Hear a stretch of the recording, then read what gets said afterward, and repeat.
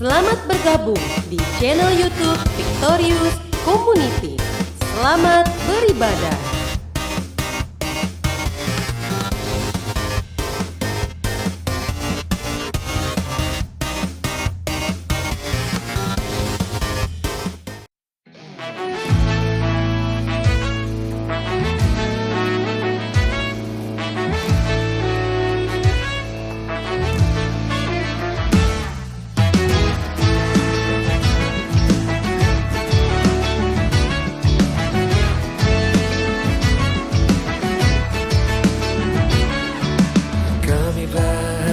Ketika dikatakan mari pergi ke rumah Tuhan, kami berdiri di sini satu irama memuji Engkau. We are so happy, kami bernyanyi lagu riang gembira.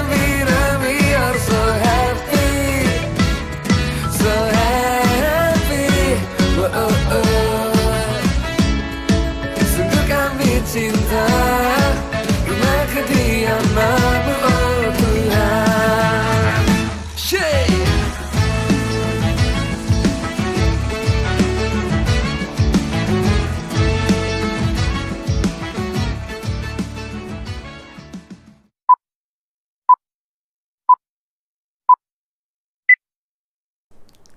Shalom jemaat yang berkemenangan, selamat datang di ibadah online GBI Ketapang Utara.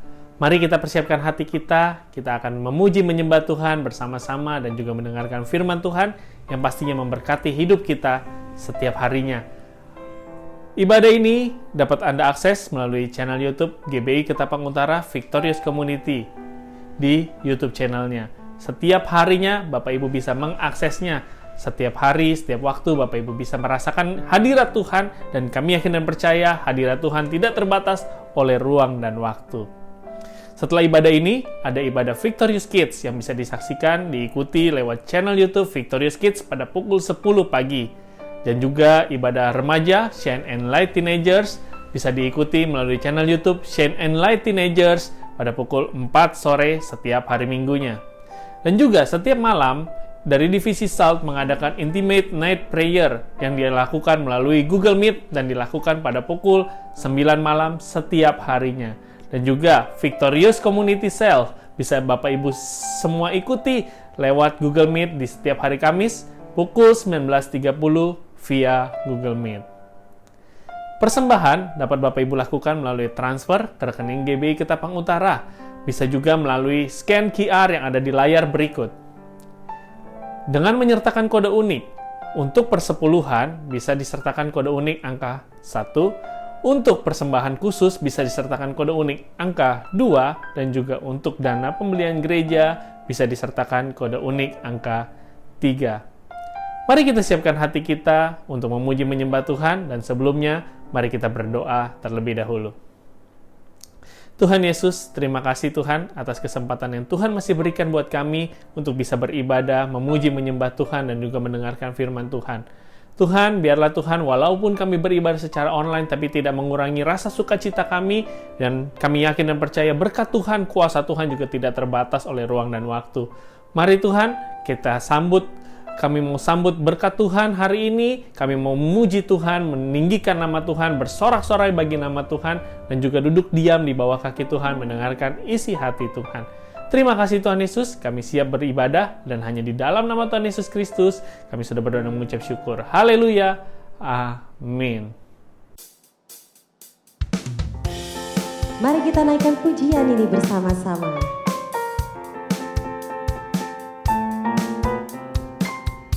Hanya Kau milikku di surga, tiada yang ku ingini di bumi, hanya Kau. Tak ku andalkan kekuatanku,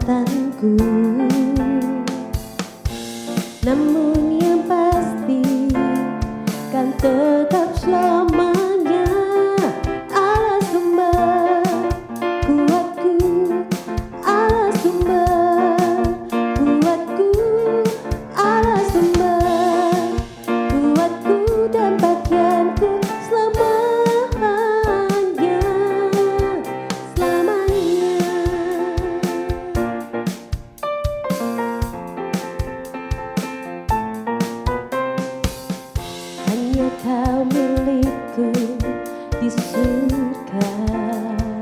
Yeah. Tiada yang ku ingini di bumi, hanya Kau. Tak ku andalkan kekuatanku, namun yang pasti kan tetap selamanya Allah sumber kuatku, Allah sumber kuatku, Allah sumber kuatku dan bagianku selamanya. Allah sumber kuatku, Allah sumber kuatku, Allah sumber kuatku dan bagianku selamanya, selamanya, selamanya. Katakan selamanya. Yeah, berikan sorak-sorai buat Tuhan kita. Berikan tepuk tangan yang paling meriah buat Allah kita. Haleluya. Dia adalah satu-satunya Tuhan yang menjadi sumber kekuatan bagi setiap kita. Saya percaya pagi hari ini setiap kita yang lemah kita akan dikuatkan. Setiap kita yang berputus asa kita akan mendapatkan pengharapan. Kenapa? Karena kita ada Tuhan Yesus bersama dengan kita di sini yang siap selalu untuk memberikan kekuatan bagi setiap kita. Amin. Yes. Dengan iman kita mau sama-sama percaya.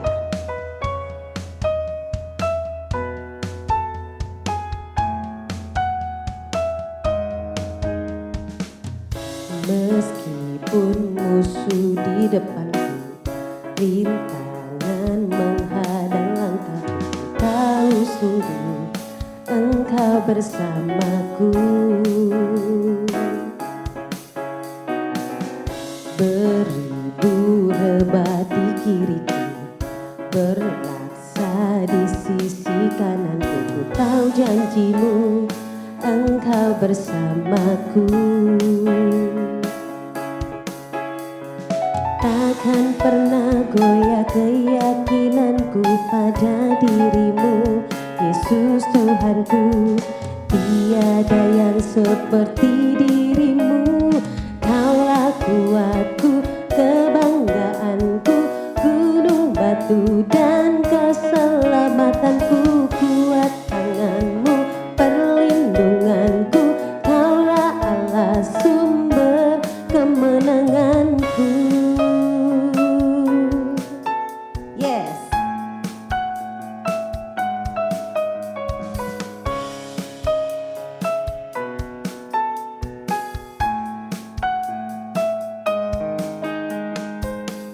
Meskipun musuh di depanku, rintangan menghadang langkahku, ku tahu sungguh Engkau bersamaku. Beribu rebah di kiriku, berlaksa di sisi kananku. Ku tahu janjimu, Engkau bersamaku. Takkan pernah goyah keyakinanku pada dirimu, Yesus Tuhanku. Tiada yang seperti dirimu, Kaulah kuatku, kebanggaanku, gunung batu dan keselamatanku. Kuat tanganmu, perlindunganku, Kaulah Allah sumber kemenanganku. Yes.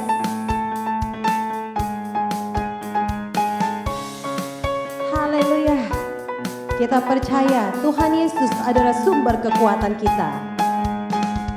Takkan pernah goyah keyakinanku pada dirimu, Yesus Tuhanku.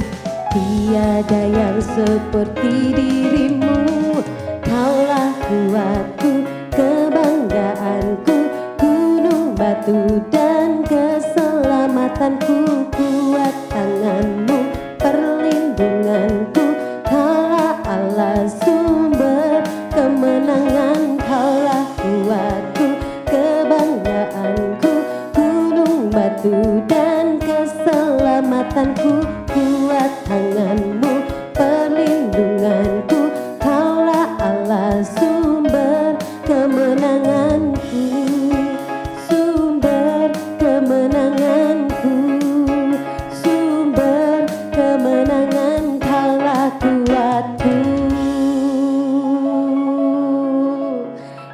haleluya, berikan sorak-sorai bagi Dia.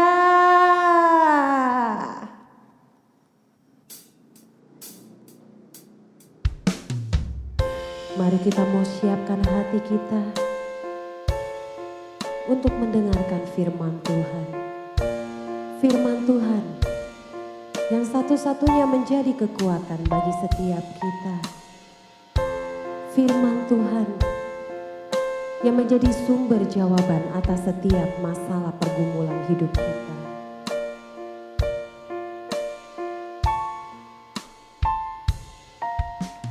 Tiada pernah ku ragukan kasih setiamu ya Tuhan. Setiap waktu dalam hidupku tak pernah Kau tinggalkan. Meski langit tampak suram, awan gelap pun menghadang, hadapi badai, lewati gelombang, tak pernah Kau tinggalkan diriku.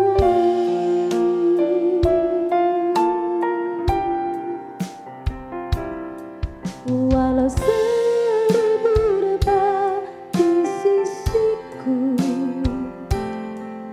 Kau tetaplah Allah penolongku. Walau 10.000 rebah di kananku, akan ku goyah sebab Yesus sertaku. Yes, kami percaya Tuhan, dan kami sangat bersyukur karena kami dalam perlindungan-Mu. Tiada pernah ku ragukan kasih setiamu ya Tuhan. Setiap waktu dalam hidupku tak pernah Kau tinggalkan. Meski langit tampak suram, awan gelap pun menghadang, hadapi badai, lewati gelombang, tak pernah Kau tinggalkan diriku.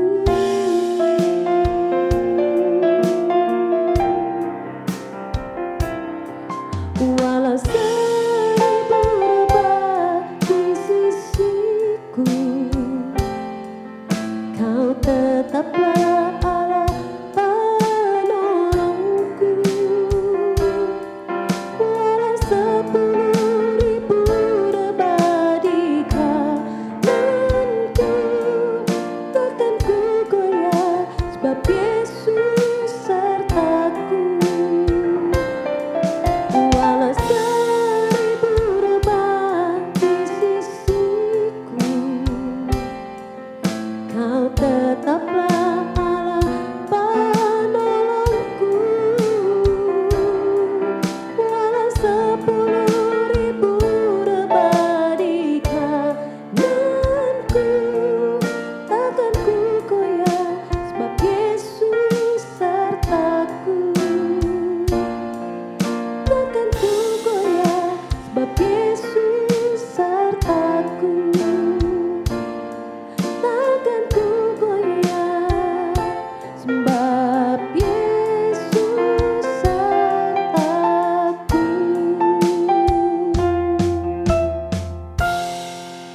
Shalom saudara sekalian, pada pagi hari ini kembali kita bertemu untuk bersama-sama berbakti di dalam nama Tuhan kita Yesus Kristus. kita bersama akan mendengarkan kebenaran firman Tuhan. Mari sebelumnya kita akan berdoa. Terima kasih Tuhan Yesus, pada pagi hari ini Engkau sudah kumpulkan kami untuk bersama-sama beribadah. Biarlah semua pujian penyembahan kami sekalian boleh naik kepadamu sebagai persembahan yang harum, yang hidup dan berkenan di hadapan Tuhan. Saatnya bagi kami untuk duduk diam di bawah kaki Tuhan, mendengarkan suara-Mu. Tuhan mengurapi pada hamba-Mu dari tempat yang maha tinggi dengan pengurapan-Mu yang selalu baru Tuhan. Ajar bagi setiap kami duduk diam di bawah kaki Tuhan, mendengarkan suara Tuhan sampai dengan akhirnya Tuhan. Kami memfokuskan seluruh hati dan konsentrasi kami hanya untuk tempat firman Tuhan. Nasihatilah Tuhan dengan firman Tuhan. Tegurlah kami Tuhan jikalau kami mulai menyimpang daripada jalan-Mu, supaya kami boleh kembali pada jalan-Mu. Terima kasih Tuhan Yesus, terima kasih. Berfirmanlah Tuhan karena kami siap mendengar. Di dalam nama Yesus kami siap menyambut benih firman Tuhan pada pagi hari ini. Haleluya, amin. Saudara, di awal Agustus ini kita bersama-sama akan memasuki hari kemerdekaan. Ya. Nanti tanggal 17 Agustus kita bersama-sama akan merayakan hari ulang tahun kemerdekaan negara RI yang ke-76 tahun. Ya. Seperti kita ketahui, negara kita merdeka pada tanggal 17 Agustus 1945. Ya.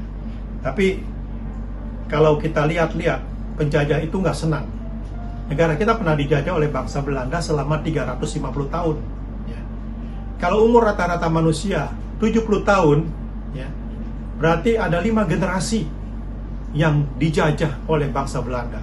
Mulai dari kakeknya, ayahnya, anak, cucu, buyut, cicip, semuanya dijajah oleh bangsa Belanda itu. Ya. Kenapa bangsa Belanda itu bisa menjajah kita sampai sedemikian lamanya? Karena mereka mengadakan politik divide et impera, mengadakan politik adu domba. Negara kita diadu sama satu dengan yang lain, sehingga negara kita tidak bersatu. Nah, pada pagi hari ini kita bersama akan mendengarkan kebenaran firman Tuhan tentang kembalinya roh jahat. Ya, tema besar bulan ini adalah tentang kembalinya roh jahat. Nah, saudara, tapi pagi hari ini saya akan membawakan tentang tema di tanggal 1 Agustus ini adalah jangan dibukain pintu. Mungkin ada di antara kita sekalian yang bertanya-tanya, apa hubungannya Pak kembalinya roh jahat dengan dibukain pintu? Ya. Saya percaya saudara, setiap kita pasti punya rumah. Setiap kita pasti punya rumah. Nanti kalau misalnya ada yang tetrek-tetrek, kita punya pintu di depannya, kita pasti akan lihat dulu siapa yang kita kenal. Kalau kita kenal, baru kita bukain pintu. Tapi kalau kita nggak kenal, ya nggak usah dibukain pintu, karena mungkin aja orang itu bermaksud tidak baik. Nah, pada pagi hari ini kita bersama akan belajar kebenaran firman Tuhan tentang jangan dibukain pintu. Saya ingat pada waktu masih di rumah ayah saya, ya, ayah saya selalu punya satu kebiasaan. Dia selalu malam sebelum dia tidur, dia selalu keluar dari kamarnya, dia periksa pintunya satu persatu, mulai dari pintu pagar sampai pintu kayu yang di dalam rumahnya. Dia periksain. Ya. Saya pikir perasaan tadi udah dikunci, tapi untuk memastikan bahwa pintunya udah rapet, ya dia periksa lagi. Setiap malam saya perhatiin. Dan rupa-rupanya hal itu menurun kepada saya. Ya, saya juga kalau malam-malam sebelum tidur saya periksa juga pintu, ya, supaya jangan sampai kelupaan dikunci. Ya, kalau kelupaan dikunci, nanti ada tangan-tangan jahil untuk memasuki rumah kita. Ya. Nah, saudara, untuk itu saya bagi ada beberapa kelompok, ya, ada beberapa hal yang perlu kita bahas pada pagi hari ini. Yang pertama adalah selalu berjaga-jaga. Ya. Dalam Lukas pasal 4 ayat yang ke-13, di situ dikatakan, ya, Lukas pasal 4 ayat yang ke-13, sesudah iblis mengakhiri semua pencobaan itu, ia mundur daripadanya dan menunggu waktu yang baik. Nah, ini cerita tentang Tuhan Yesus setelah dicobai oleh iblis. Pada waktu Tuhan Yesus setelah berpuasa 40 hari 40 malam, iblis datang mengganggu pada dia, menggoda pada dia. Tapi rupa-rupanya iblis nggak menang lawan Tuhan Yesus. Ya. Nah, setelah dicoba sampai 3 kali, iblis mundur. Tapi di sini dikatakan dalam Lukas pasal 4 ayat 13, sesudah iblis mengakhiri semua pencobaan itu, dia kalah, ya. Dia mundur daripada Tuhan Yesus dan menunggu waktu yang baik. Berarti iblis itu nggak tinggal diam, dia cari celah. Seperti dalam 1 Petrus 5 ayat yang ke-8, di sini dikatakan, sadarlah dan berjaga-jagalah. Lawanmu si iblis itu berjalan keliling sama seperti singa yang mengaum-ngaum dan mencari orang yang dapat ditelannya. Musuh kita itu ada di sekeliling kita. Dia mengelilingi kita sekalian. Makanya kita harus berjaga-jaga. Jangan sampai kecolongan lah kasarnya gitu ya. Jangan sampai kesolongan nanti, karena iblis itu selalu berjalan keliling, mengelilingi anak-anak Tuhan, mencari mangsa yang dapat ditelannya. Ditelan langsung. Ya. Seperti kita ketahui, iblis itu, singa itu kan binatang yang paling ditakuti oleh manusia. Ya. Dia punya cakarnya, ya, dia punya giginya, tapi ini ditelan langsung. Waduh, bisa saudara bayangkan. Kalau kita udah sampai ditelan iblis, udah nggak ada ketulungan lagi. Makanya supaya jangan hal itu terjadi, ya, kita harus senantiasa berjaga-jaga. Kita harus lawan dia. Yang kedua, jangan buka celah. Dalam Efesus 4 ayat yang ke-26 sampai 27 di situ dikatakan, apabila kamu menjadi marah, janganlah kamu berbuat dosa. Janganlah matahari terbenam sebelum padam amarahmu, dan janganlah beri kesempatan kepada iblis. Rupa-rupanya satu kemarahan ini merupakan satu celah bagi iblis untuk masuk ke dalam kehidupan kita. Ya. Makanya kalau kita marah, jangan sampai matahari terbenam. Oh kalau gitu Pak Rudi, kalau saya marahnya waktu pagi, saya habisinnya nanti aja kalau udah sore. Jangan sampai matahari terbenam, itu bukan begitu caranya. Artinya jangan sampai disimpan. Karena kalau disimpan, itu merupakan satu celah. Ayat yang ke-27 di situ dikatakan, jangan beri kesempatan pada iblis. Karena satu celah. Waktu saya mau tidur, saya selalu semprot kamar saya dengan obat nyamuk, ya. Tiba-tiba pada waktu enak-enaknya tidur, tiba-tiba nguing. Apa nih? Wah, nyamuk. Perasaan tadi sebelum tidur saya udah semprot semua dengan obat nyamuk. Jadi kenapa bisa masuk ya nyamuknya? Setelah saya cari, oh ternyata, saudara, ada satu celah. Ada satu lubang. Seperti kita tahu kalau di kamar kan biasanya ada kawat nyamuk ya. Itu ada lubang kecil. Rupa-rupanya nyamuk itu masuk dari lubang kecil tadi. Nah itu karena ada celah, dia bisa masuk. Makanya satu kemarahan itu merupakan satu celah yang bisa menyebabkan iblis masuk ke dalam kehidupan kita. Satu waktu saya ingat, waktu tempo hari, udah agak lama juga ya, saya sering diajak pelayanan sama teman-teman saya ya. Tiap malam sampai jauh malam saya ikut pelayanan, kadang-kadang sampai jam 12, jam setengah 1 baru pulang ke rumah. Rupa-rupanya istri saya agak sedikit kesal ya. Dia kesel, tapi dia mau marah nggak bisa. Akhirnya dia pendem. Kenapa? Karena dia pikir, loh, suami saya pergi keluar malam juga bukan untuk hal-hal yang tidak baik. Dia melakukan pelayanan, membesuk orang-orang sakit, melayani orang-orang yang punya masalah ya. Nah, itu rupanya dipendam sama dia. Hal itu terjadi beberapa hari, ya, terus-terusan. Sampai akhirnya satu waktu di pagi hari Sabtu, saya ingat, ya. Kalau hari Sabtu kan biasa kan kita nggak kerja, jadi agak lowong. Jadi kita sedang di ruang kamar doa, ya. Saya ambil gitar, saya nyanyi. Istri saya juga duduk di dekat kamar doa itu, ya. Nyanyi, memuji Tuhan. Saya perhatikan, kok istri saya diam aja. Dia nggak bisa nyanyi. Kenapa? Ya, saya nyanyi agak kencengan lagi, ya. Kencengan lagi supaya mengajak dia nyanyi. Tapi rupa-rupanya pada waktu kita menyanyi memuji Tuhan, ya, tiba-tiba terdengar seperti geraman suara harimau, gitu, ya. Kukunya, saya agak melek sedikit, saya lihat, wah kenapa nih? Wih, kukunya seakan-akan mau cakar. Cuman mau nyakar kita nggak bisa, karena kita dalam pujian ada hadirat Tuhan kan, ya. Dia nyakarnya nggak bisa ke kita, akhirnya nyakarnya ke ubinnya dari itu agak sedikit baret-baret jadinya, karena dari bukan ubin benar, jadi ubin ada itunya, tutupannya baret-baret. Kan kita tahu kalau kuku wanita itu kan biasa panjang-panjang ya, baret-baret, no? Dia geram-geram gitu, ya. Maksudnya mungkin nakut-nakutin. Saya tetap memuji Tuhan. Wah, dia makin menggeram. Wah, saya pikir, waduh, ini jangan-jangan kuasa kegelapan nih, ya. Terus saya tengking, di dalam nama Yesus, kau iblis keluar. Pada waktu saya lakukan pujian penyembahan dan saya tengking itu iblis, tiba-tiba dia lemes. Dan dari mulutnya keluar busa-busa. Terus dia lemes. Akhirnya dia ikut memuji Tuhan. Dan setelah selesai kita berdoa, saya tanya kenapa. Saya punya simpan kemarahan. Kenapa? Kan kamu sering keluar malam untuk melakukan pelayanan. Tapi serba salah, saya mau marah nggak bisa. Akhirnya saya simpen itu beberapa hari. Dan rupa-rupanya itu merupakan satu celah bagi iblis. Ya, tapi akhirnya setelah kita melakukan pelayanan pelepasan, dia lega. Wah, dan sekarang lega, bisa memuji Tuhan. Nah, saudara, itu satu kesempatan, itu satu celah bagi iblis untuk dia masuk ke dalam kehidupan kita. Makanya jangan sampai matahari terbenam marahnya. Artinya jangan disimpan, karena itu merupakan satu celah.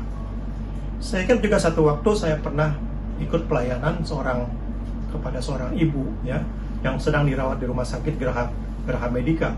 Ya, sekarang rumah sakit Siloam, waktu dulu Geraha Medika. Ibu ini adalah seorang hamba Tuhan, anak-anaknya jadi pendeta semua. Ya. Nah, saudara, waktu itu ibu ini sudah dirawat cukup lama, tapi sembuh enggak, meninggal juga enggak. Dia diam aja gitu, ya. Pada waktu kita mau berdoa, kita ingatkan ibu, ya, mungkin ibu punya kesel-kesel sama anak menantu cucu. Oh enggak, katanya, baik-baik saja. Saudara, ibu ini punya karunia penglihatan, punya karunia nubuat, ya hebat, dipakai Tuhan. Tapi kenapa menderita begitu lama, ya, nggak meninggal, nggak sembuh, ya, kenapa? Dan waktu itu kita diingatkan oleh Roh Kudus, coba ingatkan lagi Bu, ya, kita tanya lagi, Bu, mungkin ada hal-hal yang pernah menyakiti hati ibu. Ibu mungkin punya simpan kemarahan, kekesalan sama orang lain. Akhirnya setelah kita berdoa, ibu itu bilang, oh ya, saya ingat. Tapi itu kejadiannya udah lama Pak, ya, udah tahun 60-an, berarti udah 40 tahun lebih. Kenapa Bu? Ya.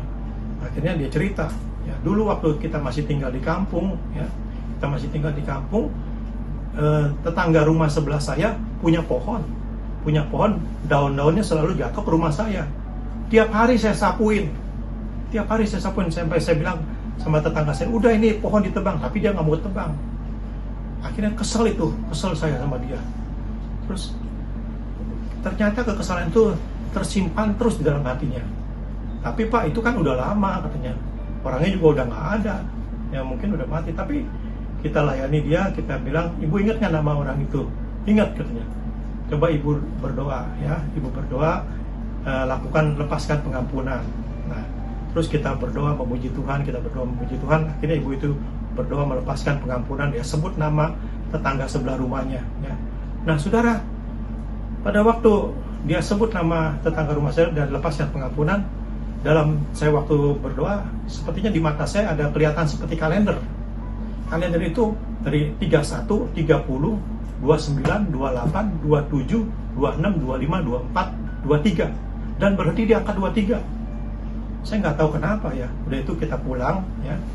Kita pulang kira-kira 2 hari kemudian, ya, pagi-pagi, ya, saya ditelepon sama anaknya. Pak Rudi, katanya, puji Tuhan, Mama sekarang udah pulang. Hah? Pulang ke rumah? Enggak, ke rumah Bapak. Ah, ke rumah Bapak? Oh iya, puji Tuhan lah, udah terlepas ya. Nah, pada waktu orang itu telepon, saya lihat kalender tanggal 23. Rupa-rupanya di tanggal 23 itu Tuhan mengingatkan bahwa di situ dia dapatkan kemenangan dan kelepasan. Jadi pada waktu dia melepaskan pengampunan, dia tidak simpan kemarahan lagi, dia dapatkan kemenangan. Meskipun dia dipanggil Tuhan, tapi saya percaya dia sudah bersama-sama dengan Tuhan. Jadi jangan sampai kita kasih kesempatan. Yang ketiga, jangan sampai kosong. Matius 12 ayat 44 sampai 45 di situ dikatakan. Lalu ia berkata, aku akan kembali ke rumah yang telah kutinggalkan itu. Maka pergilah ia dan mendapatkan rumah itu kosong, bersih, tersapu rapi, dan rapi teratur. Ya. Lalu ia keluar dan mengajak 7 roh lain yang lebih jahat daripadanya. Dan mereka masuk berdiam di situ. Maka akhirnya keadaan orang itu lebih buruk daripada keadaan yang semula. Demikian juga akan berlaku atas angkatan yang jahat ini. Nah, saudara, di sini dikatakan jangan sampai kosong. Pada waktu iblis sudah keluar dari tubuh seseorang, ya, dia nggak tinggal diam, dia keliling-keliling seperti tadi singa yang mengaum-ngaum mencari mangsa yang dapat ditelannya. Dia lihat, ini kok kosong, rapi sih rapi, bersih sih bersih, tapi kok kosong. Akhirnya, saudara, dia ajak 7 temannya yang lebih jahat, dan keadaan orang itu menjadi lebih parah daripada keadaan sebelumnya. Jadi jangan sampai kosong. Nah, saudara, kalau jasmani kita perlu diisi, ya, jasmani aja perlu diisi. Tiap pagi kita harus selalu makan supaya nggak masuk angin, ya. Kalau jasmani aja kita harus isi, rohani kita harus lebih diisi juga, supaya jangan sampai kosong. Karena kalau kosong itu merupakan satu celah bagi iblis untuk dia masuk dan ngajak 7 temannya yang lain-lain yang lebih jahat, maka keadaan orang itu akan lebih buruk. Ya, jadi jangan sampai kosong. Saya selalu punya prinsip atau moto, no Bible, no breakfast. Ya, artinya saya tidak akan makan pagi sebelum saya baca Alkitab, sebelum baca firman Tuhan. Jadi kita terapkan itu dalam kehidupan kita. Kita harus isi rohani kita dahulu, ya, baru jasmani kita. Karena kalau kosong, itu nanti iblis menyerang dan dia bawa teman-temannya yang lebih parah lagi keadaan kita. Ya, jadi isilah setiap hari dengan doa, dengan pujian dan penyembahan dan firman Tuhan. Itu merupakan kekuatan bagi kita sekalian. Agar bila mana hal itu datang, si jahat itu datang ingin menyerang kepada kita, dia tidak bisa lagi menyerang dan masuk kepada kita. Dia meskipun bawa teman-temannya, tapi kalau kita udah penuh berisi dengan firman Tuhan, maka iblis itu akan kabur. Ya. Nah, saudara, yang keempat, jangan kembali kepada kehidupan yang lama. Yohanes 5 ayat 14. Kemudian Yesus bertemu dengan dia dalam bait Allah, lalu berkata kepadanya, engkau telah sembuh, jangan berbuat dosa lagi, supaya jangan terjadi kehidupan yang lebih buruk. Nah, saudara, ini cerita tentang orang di kolam Bethesda. Di Yerusalem ada kolam Bethesda, di mana kolam Bethesda itu punya suatu keajaiban, ya, di mana kalau ada malaikat Tuhan turun ke kolam itu dan menggerakkan air itu, menggoncangkan air itu, orang sakit yang bagaimanapun jenisnya, ya, yang pertama nyemplung ke dalam kolam itu akan sembuh. Wah, di situ banyak sekali orang-orang yang berdiam diri di sekitar kolam Bethesda itu, udah ngumpul di sekeliling kolam Bethesda itu. Ada orang buta, ada orang lumpuh, orang timpang, orang bisu, orang tuli, semuanya ada di sekitar situ. Jadi syaratnya yang pertama kali nyemplung ke dalam kolam Bethesda itu, dia keluar dengan kesembuhan. Tapi cuma satu orang, ya. Dan nanti kalau ada malaikat Tuhan lagi menggoncangkan airnya, dia keluar, masuk lagi, dan itu keluar dapat kesembuhan. Nah, di situ ada 38 orang yang udah sakit 38 tahun. Dia berusaha, tapi udah keduluan orang. Sampai satu waktu Tuhan Yesus datang ke tempat itu. Tuhan Yesus datang ke tempat itu khusus untuk menemui si orang ini. Dia berkata, maukah engkau sembuh? Tuhan Yesus bertanya kepada orang yang sakit ini. Terus orang ini bilang, ya Tuhan, bagaimana saya bisa sembuh? Ya, begitu saya mau nyemplung ke dalam kolam itu udah keduluan orang. Lagi pula nggak ada orang yang mau nolong saya menyemplungin ke dalam kolam itu. Tapi Tuhan Yesus bilang, kalau kamu mau sembuh, bangun, angkat tempat tidurmu dan berjalan. Begitu orang itu mendengar kata Tuhan Yesus saat itu, dia bangkit, dia angkat tempat tidurnya dan dia berjalan. Bayangkan saudara, udah 38 tahun dia sakit dan menderita. Begitu mendengar perkataan Tuhan Yesus, bangkit, angkat tempat tidurmu dan berjalan, dia bangkit dan dia berjalan. Sehingga terjadi keributan, waduh, kegemparan di kolam Bethesda itu. Wih, ini orang kok bisa sembuh ya? Udah 38 tahun, rasanya udah lama, siapa yang nyembuhin? Terus orang ini bilang, waduh, nggak tahu nih, tadi ada orang yang datang kepada saya, suruh mengatakan ini demikian, saya lakukan, ya. Mana orangnya katanya. Akhirnya nggak ketemu, karena orang begitu banyak, ya. Nah, pada waktu orang ini keluar dari kolam Bethesda itu, dari tempat itu, ya, dia ketemu Tuhan Yesus. Dan Tuhan Yesus berkata, seperti yang tadi dikatakan, engkau telah sembuh, jangan berbuat dosa lagi, supaya jangan padamu terjadi yang lebih buruk. Jadi kalau kita sudah dibebaskan, jangan melakukan hal-hal yang negatif lagi. Jangan lakukan hal-hal yang perbuatan daging lagi, kita sudah dibebaskan. Karena kalau kita lakukan itu lagi, maka keadaan kita akan menjadi lebih buruk. Dan penjajah itu akan menjajah kita kembali. Dan yang kelima, ya, yang kelima adalah kita harus melakukan istilah memilah dan memilih. 1 Korintus 15 ayat yang ke-33. Ini ayat sudah sering kali kita dengar. Janganlah kamu sesat, pergaulan yang buruk merusakkan kebiasaan yang baik. Ya. Kita harus mengadakan pemilahan dan pemilihan. Ya.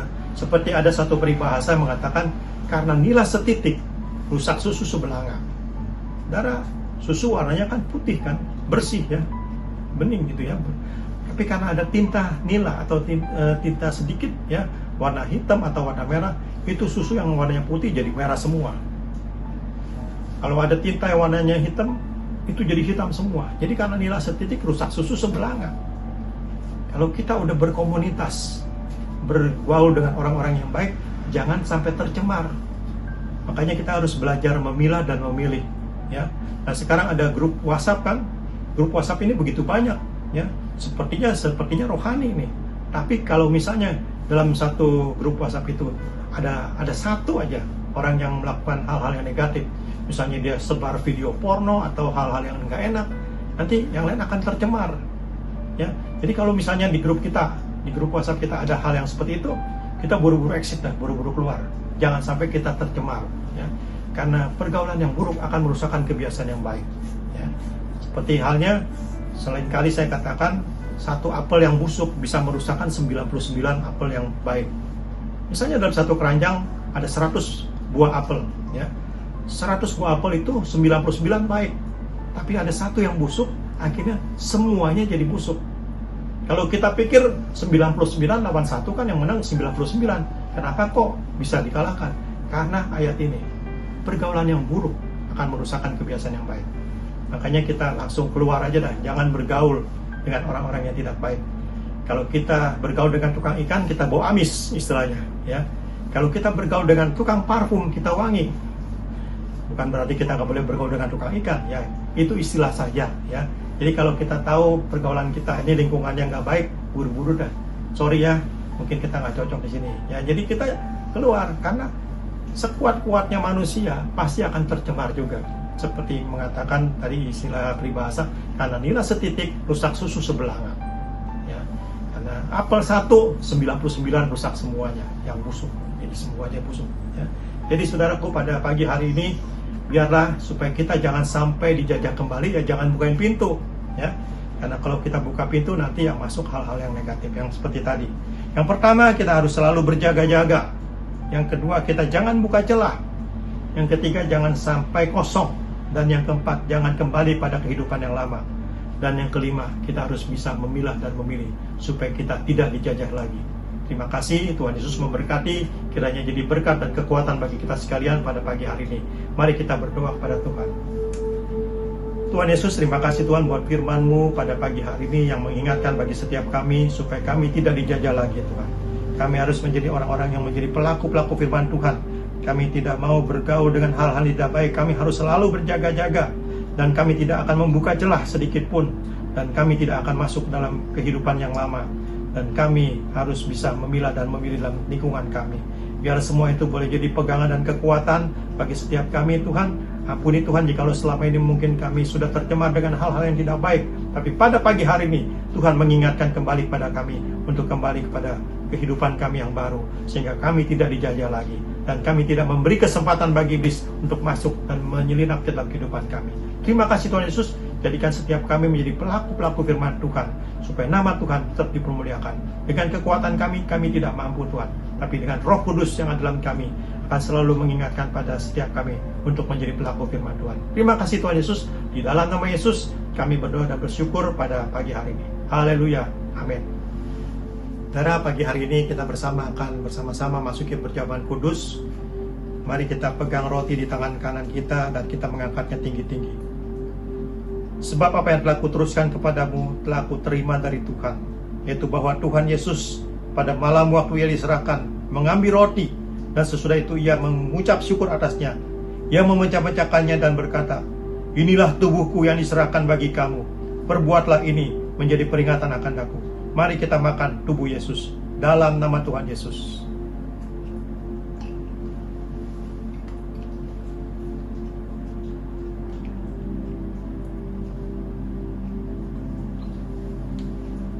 Mari kita angkat cawan tinggi-tinggi. Demikian juga ia mengambil cawan. Sesudah makan ia berkata, "Cawan ini adalah perjanjian baru yang dimeteraikan oleh darahku. Perbuatlah ini setiap kali kamu meminumnya menjadi peringatan akan aku."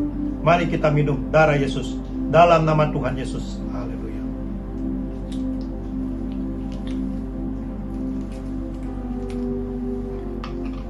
Terima kasih Tuhan Yesus, Engkau sudah memberikan kekuatan bagi setiap kami.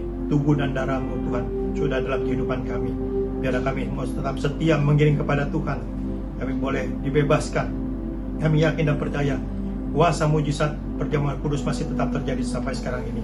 Yang sakit disembuhkan, yang lemah dikuatkan, yang sudah undur daripada Tuhan boleh kembali pada jalan. Terima kasih Tuhan Yesus. Di dalam nama Yesus kami berdoa mengucap syukur pada pagi hari ini. Haleluya. Amin. Saudara, pagi hari ini kita bersama akan mengakhiri ibadah kita pagi hari ini. Saya mengucapkan banyak terima kasih bagi saudara-saudara yang sudah berpartisipasi dalam pembelian gereja tempat ini. Tuhan Yesus memberkati. Mari kita berdoa. Pada akhirnya Tuhan, kembali kami datang padamu. Kami bersyukur Tuhan sudah memimpin ibadah ini dari awal hingga akhirnya Bapa. Biarlah semua yang sudah kami lakukan ini boleh berkenan di hadapan Tuhan. Dan juga kebenaran firman Tuhan yang sudah kami dengar pagi hari ini boleh menjadi pegangan dan kekuatan bagi setiap kami. Tuhan berkati pada setiap anak-anakmu, hamba-hambamu yang sudah melayani pagi hari ini. Dan setiap umatmu yang sudah mengikuti ibadah ini dari awal hingga akhirnya Tuhan. Terima kasih Tuhan Yesus. Kalau sebentar kami akan meneruskan aktivitas kami, biarlah perlindungan dari Yesus tetap melingkupi kepada kami sekalian. Dijauhkan daripada tangan-tangan orang jahat, kecelakaan ataupun mara bahaya, hal-hal yang merugikan maupun yang tidak mengenakan, virus-virus maupun bibit penyakit. Engkaulah kekuatan dan perlindungan bagi kami sekalian. Tuhan berkati setiap aktivitas umatmu, apapun yang dikerjakan setiap harinya, segala sesuatunya bisa berjalan dengan baik, lancar, berhasil dan beruntung. Kami terus berdoa untuk masalah pandemi COVID-19 yang sampai sekarang ini belum selesai. Kami tidak tahu sampai kapan hal ini terjadi. Tapi satu hal yang kami tahu, perlindungan Tuhan nantiasa melingkupi pada kami sekalian. Kami juga terus berdoa untuk masalah pembelian gereja tempat ini. Tuhan akan mencukupkan segala kebutuhan kami. Terima kasih Tuhan Yesus. Di dalam nama Yesus, kami berdoa bersyukur pada pagi hari ini. Mari saudara kita arahkan hati kita pada Tuhan. Kita akan terima berkat Tuhan saat ini. Tuhan memberkati engkau dan melindungi engkau. Tuhan menyintai engkau dengan wajahnya dan berikan engkau kasih karunia. Tuhan menghadapkan wajahnya kepadamu dan berikan engkau damai sejahtera. Dalam nama Yesus kami sambut berkat Tuhan pada pagi hari ini. Mari sudah berkati Tuhan, sama-sama katakan amin. Selamat pagi, Tuhan Yesus memberkati.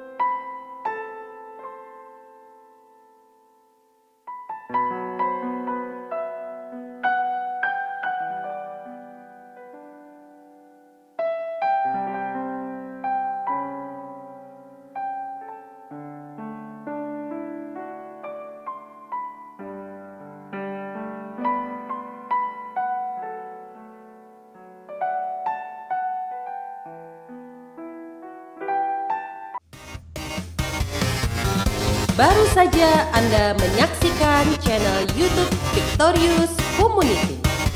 Sampai jumpa di ibadah selanjutnya. Tuhan Yesus memberkati.